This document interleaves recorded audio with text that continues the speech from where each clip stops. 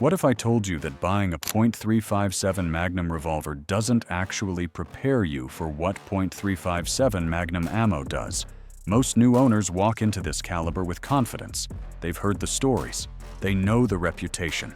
They've seen movies, read forums, and listened to people at gun stores talk about it like it's the ultimate handgun round. But the first time they load real .357 Magnum ammo and pull the trigger, that confidence often disappears. Today on Bullet Bound, we're breaking down 6 things about .357 Magnum ammo that shock new owners. Not myths, not hype, but realities that hit you the moment you actually start shooting it. The .357 Magnum has been around since the mid-1930s, and it didn't earn its reputation by accident. For decades, it was considered one of the most effective law enforcement handgun cartridges ever made. It delivered penetration, accuracy, and stopping power that few others could match at the time. Even today, it remains relevant, but power has a cost, and most new owners don't discover that cost until it's already in their hands. The first shock arrives instantly: the sound. New owners almost always underestimate how loud .357 Magnum ammo really is. On paper, it's just another handgun cartridge. In reality, it produces one of the sharpest and most concussive muzzle blasts you can experience from a handgun. The sound isn't just loud, it's violent. It feels like the air itself snaps. Indoors, the blast reflects off walls and ceilings, amplifying the pressure. Outdoors, it still carries across the range in a way that makes other shooters stop and look.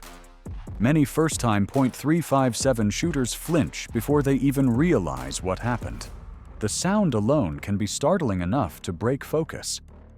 This is why hearing protection is absolutely critical with this cartridge. One unprotected shot can cause permanent damage. New owners often assume it will be similar to shooting .38 Special or 9mm. That assumption vanishes instantly. The .357 Magnum announces itself in a way few handgun rounds can. Once the sound fades, the second shock takes over. Recoil that feels different than expected. Most people think recoil is just about strength. Harder kick equals more recoil. But the .357 Magnum teaches a different lesson. Its recoil is fast, sharp, and abrupt. Instead of a slow push, it snaps upward aggressively. The revolver doesn't absorb energy the way a semi-auto does. Everything goes straight into your hands and wrists. The muzzle rises quickly, demanding control. This surprises new owners who are comfortable with pistols. Even shooters with experience often struggle at first. The recoil becomes more intense with lighter revolvers and shorter barrels. A compact .357 firing full-power loads can feel punishing. After just a few cylinders, fatigue sets in. Hands get sore. Grip strength matters.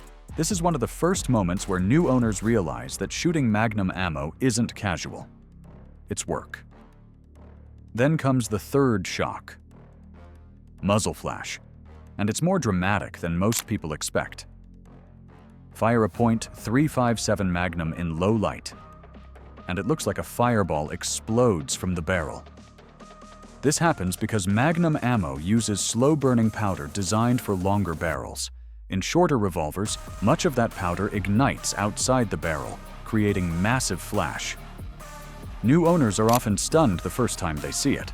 Some even think something is wrong with the gun. That flash isn't just visual drama. It has real consequences. In low-light or night scenarios, it can completely destroy night vision for a brief but critical moment.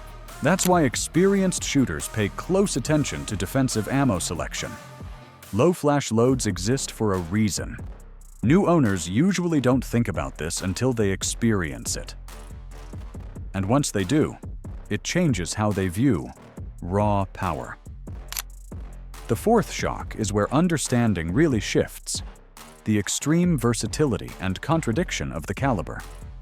One of the most confusing things for new owners is the relationship between .357 Magnum and .38 Special.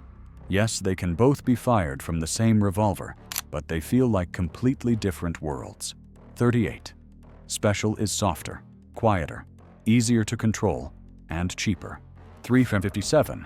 Magnum is louder, harsher, brighter, and more demanding. The difference is not subtle. Most new owners expect to shoot Magnum ammo all the time. Then reality sets in. They discover that training with .38 Special is far more comfortable and practical. Slowly, the Magnum rounds get used less and less. This surprises people who bought the revolver specifically for .357 Magnum.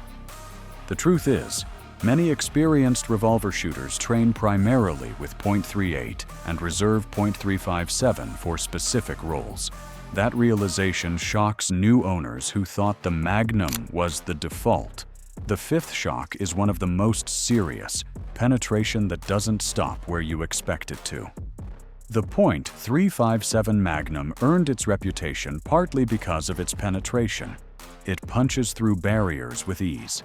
That can be an advantage in some scenarios, but it also introduces risk.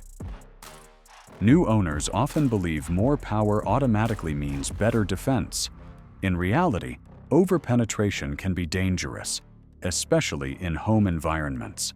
Full power .357 loads can pass through walls, furniture, and even multiple barriers. That means anything beyond your intended target becomes a concern.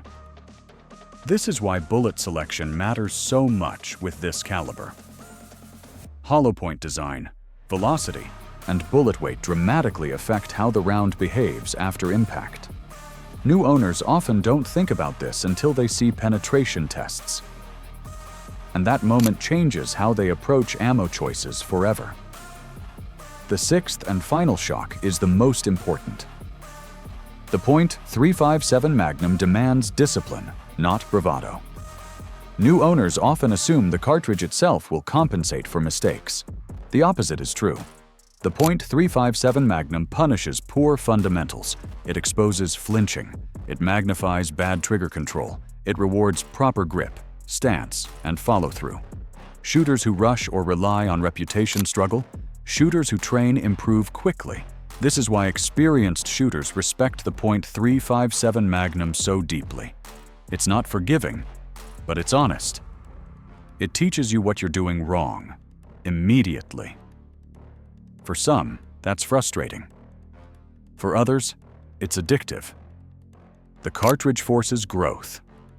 And once mastered, it becomes incredibly accurate, consistent, and effective. There's also a psychological shock many new owners don't expect. After the noise, recoil, flash, and penetration realities sink in, many realize that owning a .357 Magnum isn't about intimidation or power. It's about control. Confidence with this caliber comes from understanding its limits, not ignoring them. That's why the .357 Magnum remains relevant even today. It's not obsolete. It's not outdated. It's simply misunderstood by people who expect it to behave like modern service calibers. It doesn't. So here's the truth. Bulletbound wants you to take away. The .357 Magnum is legendary, but it is not beginner-friendly in the way people assume. It is louder, sharper, brighter, and more demanding than most new owners expect. It offers unmatched versatility, but only if you respect it. Power without understanding leads to frustration.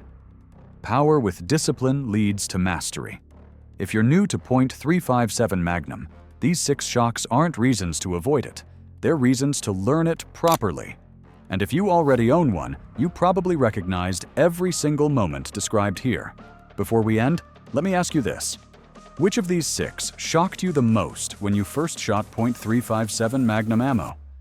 Or if you're new, which one surprised you the most after learning this? Drop your thoughts in the comments. And if you want more deep, honest, no-fluff breakdowns of legendary calibers and firearms myths, make sure you subscribe to Bulletbound, because the next episode might challenge everything you think you know.